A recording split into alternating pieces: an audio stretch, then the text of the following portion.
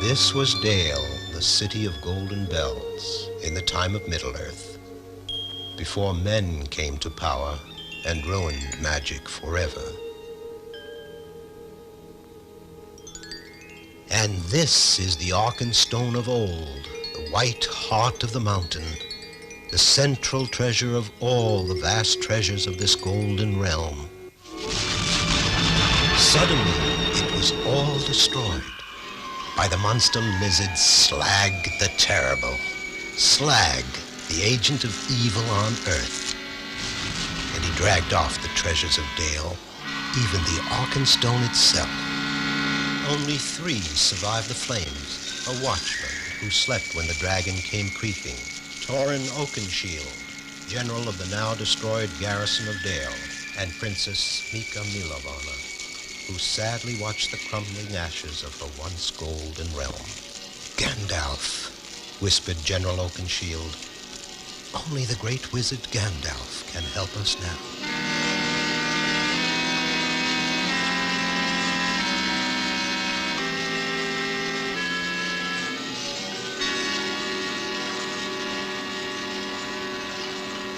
3 ragged and weary survivors of Dale, the burned city of golden bells, came to the lonely tower of Gandalf the Grey. So it has come to pass, said the great wizard, that Dale has been destroyed by Slag, and that he nests on the treasure in the carved halls under Lonely Mountain, just as it is written in the great book. Then it is clear that the time has come, the time of the Hobbit. Far away from all the troubles of dragons and treasure lived a certain hobbit. Like all hobbits, he lived in a hole in the ground.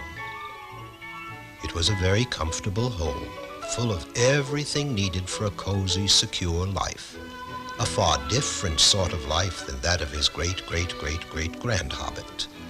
This settled and satisfied hobbit was named Bilbo Baggins, and he didn't know that his time had come.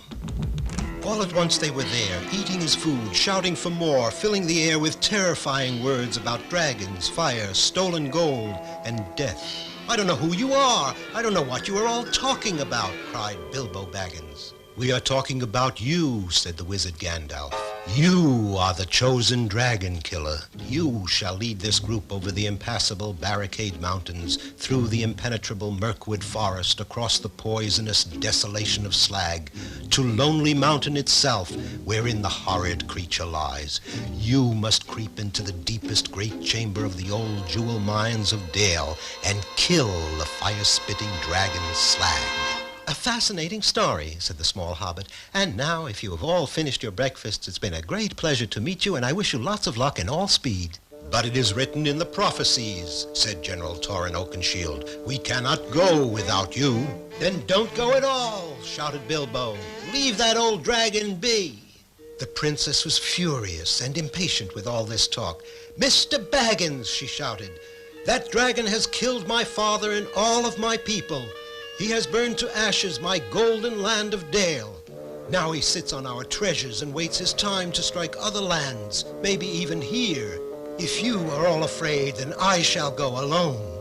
Bilbo was shocked. He shouted at Gandalf, but this is crazy. She's only a child. You can't let her face this journey, that dragon, alone. Correct, the great wizard agreed. I'm glad you see it at last, dear Bilbo. You can start first thing in the morning.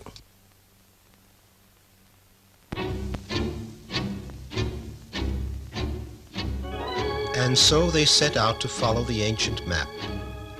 Leaving the comforts of Hobbiton behind and carrying barely enough food for the usual Hobbit between-meal snack, the conscripted dragon slayer and the 3 survivors of Dale struggled across the great barricades. Gandalf the Grey watched from his own distance. He knew well what terror waited along this craggy path. A crushed cabin burns a stolen lamb to feed groans, hungry brutes with skin as thick as bark. But people meat is their favorite food. The legends say that groans must be in their caves before sunrise, or they'll surely turn into dry trees rooted to the ground forever. But there was a long night ahead, and this puny lamb would serve only as an appetizer as the unsuspecting travelers approached. The smell of roasting lamb was too much for the starving hobbit, but the others, being bigger and even hungrier, knocked him spinning into a hollow log. In no time at all, the three were tied to the roasting spit. But the second groan was angry that the first had burned the lamb and demanded that the new victim should be boiled instead of roasted. The first groan furiously knocked the spit from the flames and shouted that the second should be happy to have people flesh at all. Now the hobbit saw that he might save the others if he could just keep the brutish groans fighting among themselves. He was a good mimic, and he hoped the hollow log would amplify his small voice. The second groan's lips didn't move, but his voice seemed to shout, "No stupid ape like you can tell me how to eat my food." "Who are you calling stupid, you ugly knothead?" roared the first. Soon the dull-witted groans forgot all about their dinner and were busily trying to kill one another. They fought and cursed each other through the night till the first rays of the sun caught them by surprise. Bilbo had tricked them, and now they would be rooted to this spot forever. 2 less groans and 2 more gnarled dead trees.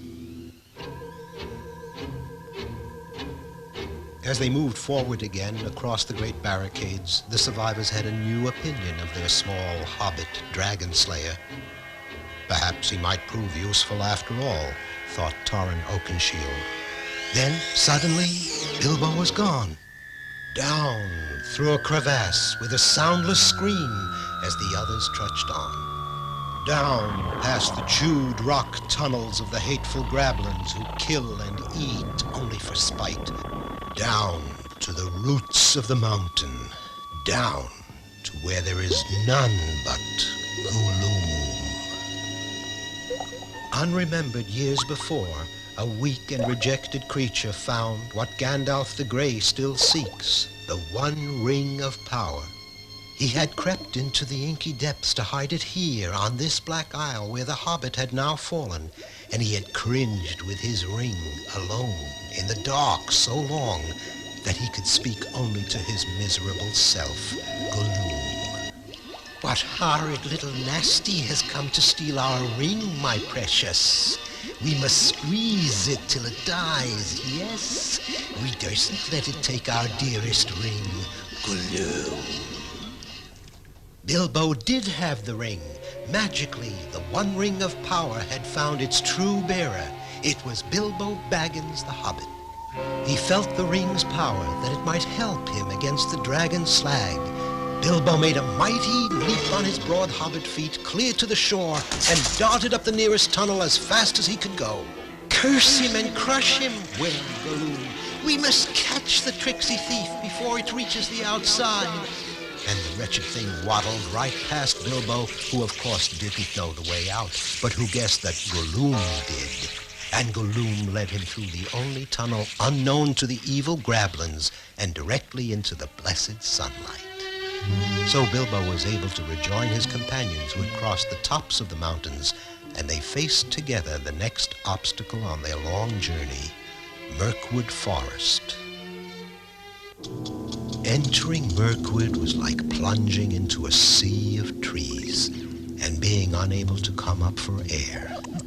An eternal, endless forest whose mists were as poisonous as its vegetation. The 4 travelers were starved and exhausted, but they pushed on, compulsively determined to bring themselves to the most hideous danger of all, Lonely Mountain, wherein lay the killer dragon Slag. There he lay, the vast red gold dragon, fast asleep, in this immense hall that once was the jewel mine of Dale.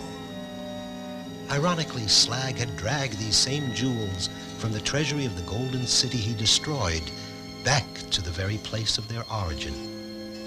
As Bilbo looked out at this stupendous scene of both beauty and ugliness, his feelings, too, were a swirling mixture of exhilaration and horror.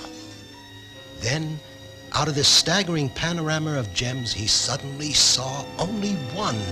It was the Arkenstone of Dale. Now the tiny hobbit knew exactly how this lizard must die. It was the bravest thing he had ever done, certainly braver than anything the comfort-loving squire of Hobbiton ever would have imagined he could do.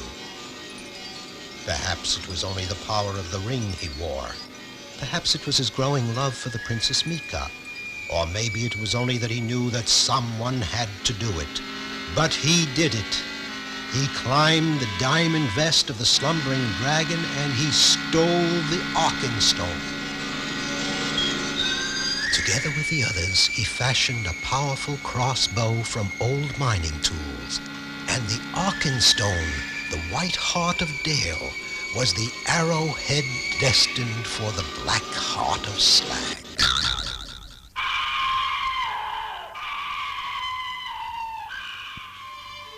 And so he did it, just as Gandalf knew he would. And the city of Golden Bells was built again, and Bilbo and Mika reigned there together. But finally they returned to that quiet, comfortable life in Hobbiton, until the next time that Gandalf the Grey would knock upon the round, green